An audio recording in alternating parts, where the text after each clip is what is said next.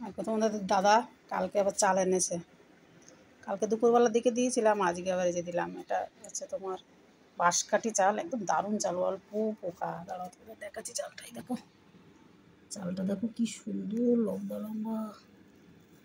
তোমার কত নিয়েছে জানো? 35 টাকা। দেখো পোকা একদম নেই বললেই চলে, একটু মানে একটু লেগেছে কি তোমার নিয়ে এসছে 35 টাকা নিয়েছে জানো, 60-65 টাকার চাল। তোমাদের দাদা এনেছে কালকে, সকালবেলা দেবো বলে ভাবছি, দেখি ঘুম থেকে উঠে কালকে মেলেছিলাম চালগুলো, 2-1টা করে চাল পড়েছে পুরো, মানে দেখি 3-4টে কাক, 3-4টে শালিক সব এসে বসে আছে, চুপটি করে আমি বসে আছি, ওরা চলে গেল, তারপরে আমি দিচ্ছি, ভাবছি আবার না আসে। কালকে অনেক চাল খেয়ে নষ্ট করে ফেলেছে জানো।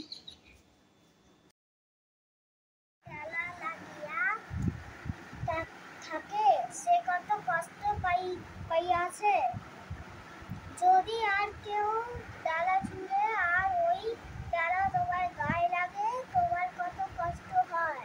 তোমায় বারণ করিতেছি, তুমি পাখি বা আর কোনো জন্তুকে কখনো ডালা মারিও না। জোরে বলো।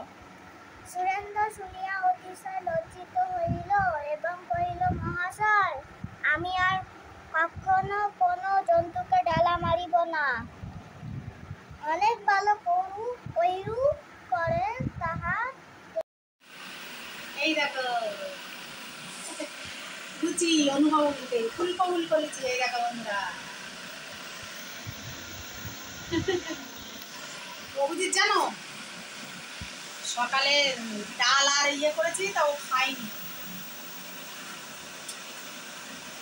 কি যে বলো তো, প্রত্যেক সাথে যদি এরকম করে থাকে, জোগাড় করারও তো একটা ব্যাপার আছে বলো।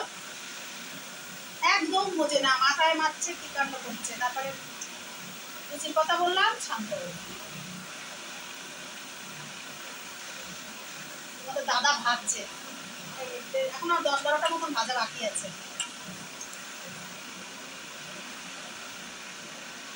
টাটা। শুয়ে আছি, অভিজিৎ কি করছে দেখবে?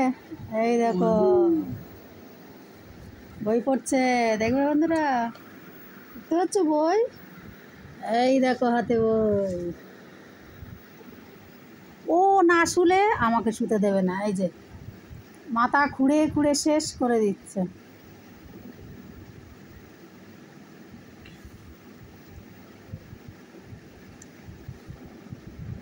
আর দেখছে আমি বলছি,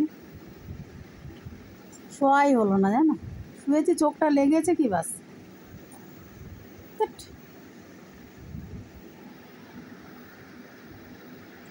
হ্যালো বলো তো না, বলো হ্যালো, আগে হ্যালো বলো, হ্যালো বলো, ওটা বলা হলো।